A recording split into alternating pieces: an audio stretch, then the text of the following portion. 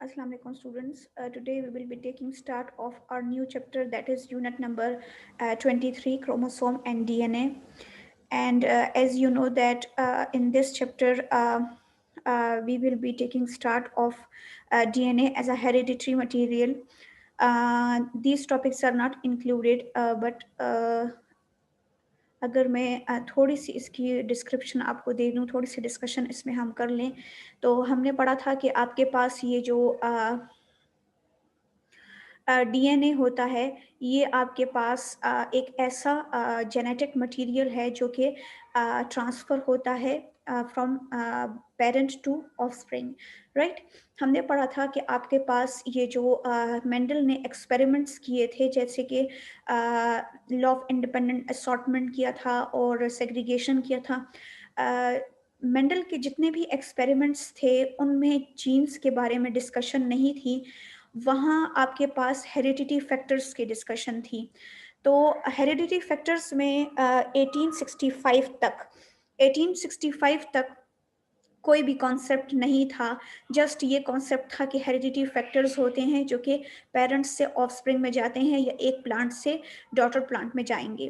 Eight that time no cellular structures were known that could house for these imaginary units.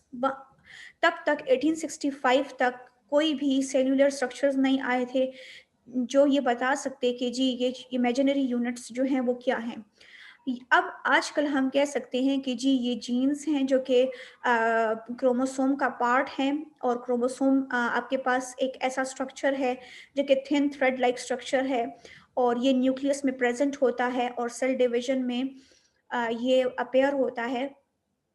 और हम कह सकते हैं कि ये क्रोमोसोम्स जो हैं जीन्स इनका पार्ट है, एक ऐसा पार्ट जो कि अपने आप को एक्सप्रेस करता है और जो पेरेंट्स से ऑफस्प्रिंग में जाता है और करेक्टर्स लेकर जाता है। Mendel factors are located along the chromosomes and we can see the location of a particular gene.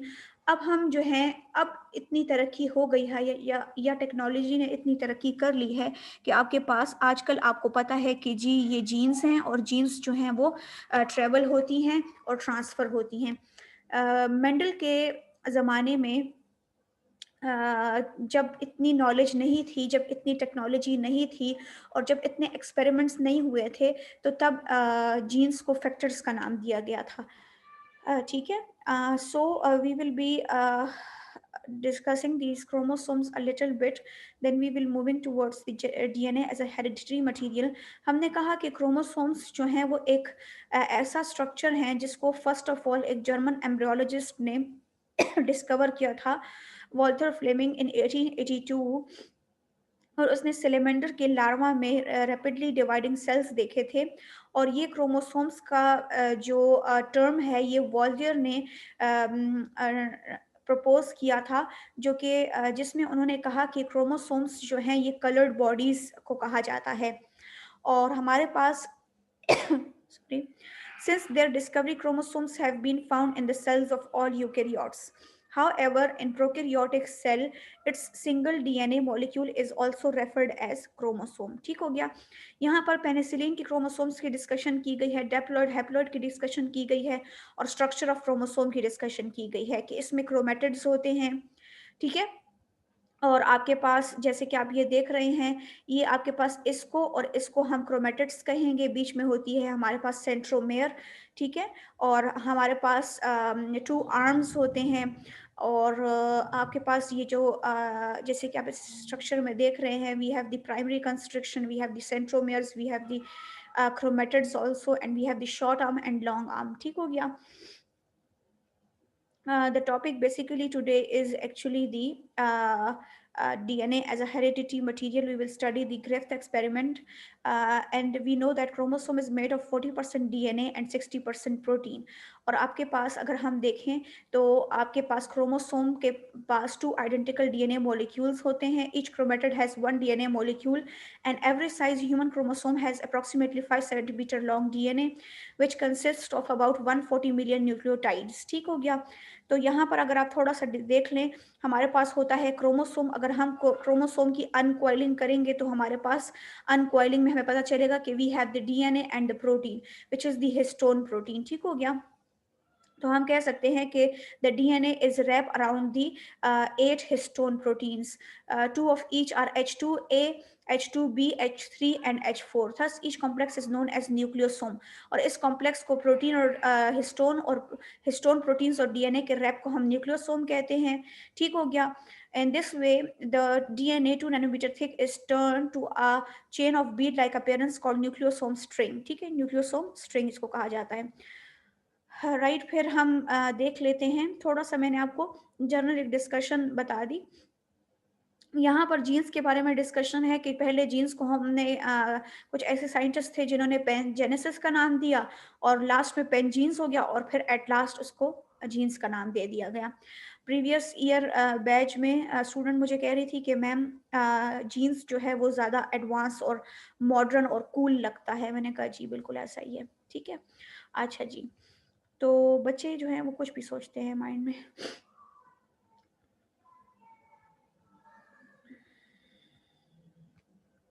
अच्छा, DNA as a hereditary material. When the chromosome theory of inheritance was confirmed in 1910, the genetics started thinking over the issue that in which form the heredity units are found in the chromosome.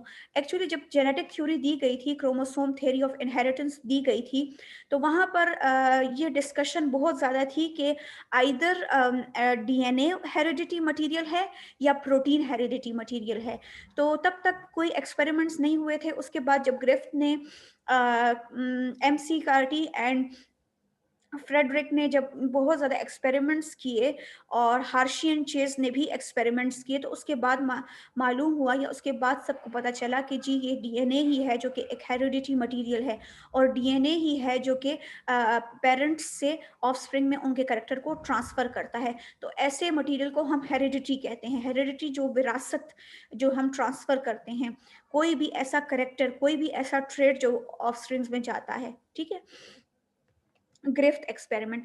अब Griffith जो था उसने experiment किया था 1928 में, जो कि एक माइक्रोबायोलॉजिस्ट था फ्रेडरिक ग्रिफ्थ, और उसने सीरीज ऑफ एक्सपेरिमेंट्स किए थे Streptococcus pneumoniae. Streptococcus pneumoniae, it is a type of a bacteria which is found in 2 types. अब हमारे पास यहाँ पर ग्रिफ्थ ने 2 टाइप्स के जो है हमारे पास स्ट्रिप्टोकोकस नमोनिया ले लिए थे. ठीक है. तो हमने कहा कि यहाँ पर हमारे पास जो एस टाइप थी, स्मूथ टाइप जो थी, 2 टाइप्स लिए. यहाँ पर अब आप देख सकते हैं कि लाइव आर स्ट्रेन. ठीक है, लाइव एस स्ट्रेन. तो अगर हम लाइन वाइज चलें, just wait for a while. ठीक है.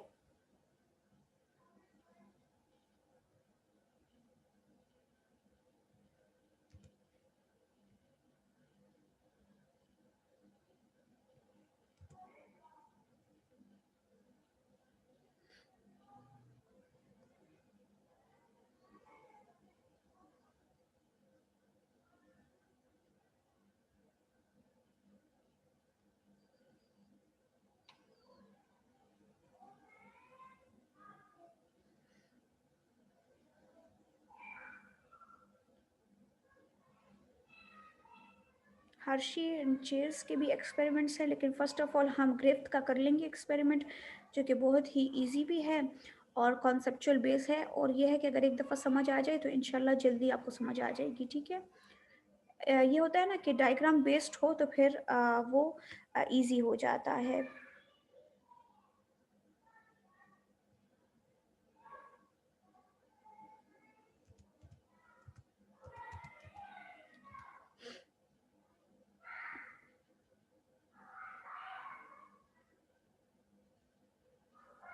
ठीक हो गया.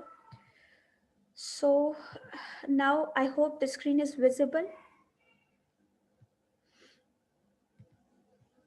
अब आप यहाँ पर देख सकते हैं कि ग्रिफ्थ ने जो एक्सपेरिमेंट किया था, इसमें आपने जो देखा वो ये है कि ये 2 टाइप्स ऑफ बैक्टीरियाज हैं. नंबर 1 बैक्टीरिया जो था वो स्मूथ स्ट्रेन थी, इसकी स्मूथ टाइप थी बैक्टीरिया की, स्ट्रिप्टोकोकस नमोनिया. ये बैक्टीरिया जो है वो नमोनिया कॉज करता था. ठीक है. तो आपके पास ये जो स्मूथ स्ट्रेन है जो कि विरुलेंट टाइप है, what do you mean by virulent? Virulent का मतलब ये है कि ये पैथोजेनिसिटी कॉज करती है, या ये पैथोजेनिक है, या ये नमोनिया कॉज करेगी, ठीक है। जब आपके पास ग्रिफ्थ ने एक्सपेरिमेंट किया तो सबसे पहले स्मूथ स्ट्रेन जो कि विरुलेंट टाइप थी, और स्मूथ स्ट्रेन का मतलब ये है कि यहाँ पर जो बैक्टीरिया होगा तो उसकी जो सरफेस है उसके ऊपर एक कोट होगी जो कार्बोहाइड्रेट की कोट बनी हुई है, जिससे ये क्या हो जाएगा, प्रोटेक्ट हो जाएगा। यानी बैक्टीरिया की सरफेस के ऊपर, बैक्टीरिया की जो सरफेस है वो एक कैप्सूल से इनक्लोज्ड है, जिसकी वजह से ये माउस के या ह्यूमन के इम्यून सिस्टम से क्या है, बची हुई है। यानी ह्यूमन का इम्यून सिस्टम इसको किल नहीं कर पाएगा। तो जिस वजह से ये पैथोजेनिसिटी कॉज करेगा, या जिस वजह से ये बीमारी कॉज करेगा, ठीक हो गया। इस तरह से अगर हम रफ स्ट्रेन देख लें तो rough strain, non virulent strain का मतलब ये है कि ये वो स्ट्रेन है, ये वो बैक्टीरिया है जिसकी सरफेस के ऊपर कार्बोहाइड्रेट का कैप्सूल नहीं है, और इसकी जो सरफेस है वो रफ है, और ये ऑर्गेनिज्म के इम्यून सिस्टम को एक्सपोज है, तो ऑर्गेनिज्म का इम्यून सिस्टम इसको किल कर देगा, ठीक है। तो इस तरह से ये माउस जो है वो लाइव रहा, उसकी डेथ नहीं हुई, और क्या हुआ कि यहाँ पर माइस के जो माउस का जो इम्यून सिस्टम था उसने बैक्टीरिया को किल कर दिया, ठीक है। तो इस तरह से माउस को नमोनिया नहीं हुआ और माउस जो है वो लाइव था, ठीक है।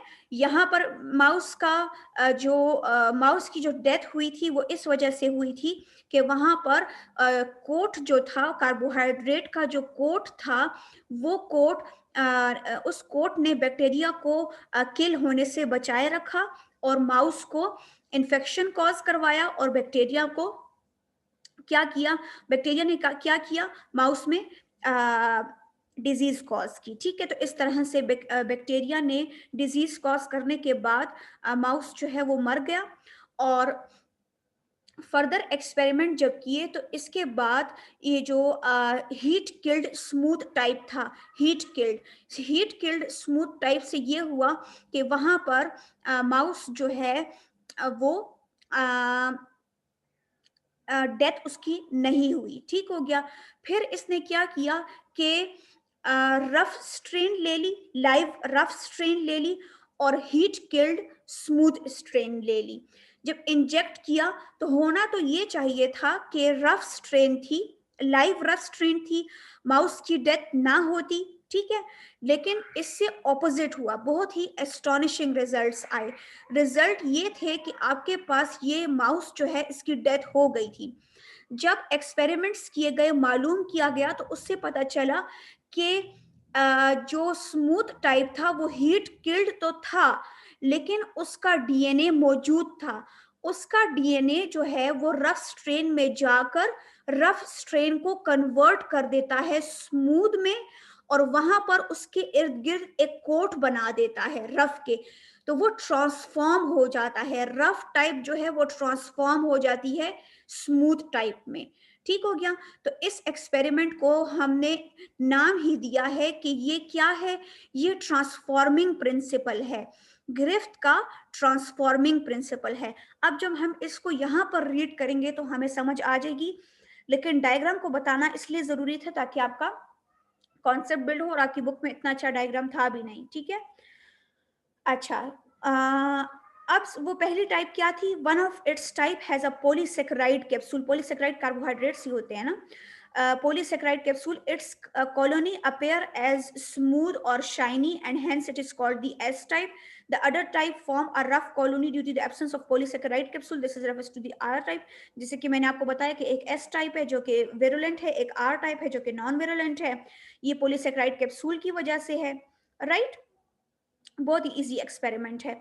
जब देखें इन्होंने क्या किया, हीट किल्ड और एस स्ट्रेन को, हीट किल्ड एस स्ट्रेन को जब इंजेक्ट किया तो क्या हो गया, आपके पास माउस की डेथ हो गई, राइट। तो आपके पास ये जो एक्सपेरिमेंट था इसकी जो बेसिस थी, फाइनल बेसिस थी या फाइनल जो रिजल्ट्स आए थे, उसमें क्या था कि he blended living R type with heat killed S type. Both of these strains were already confirmed as non-virulent. था ना, non-virulent थी.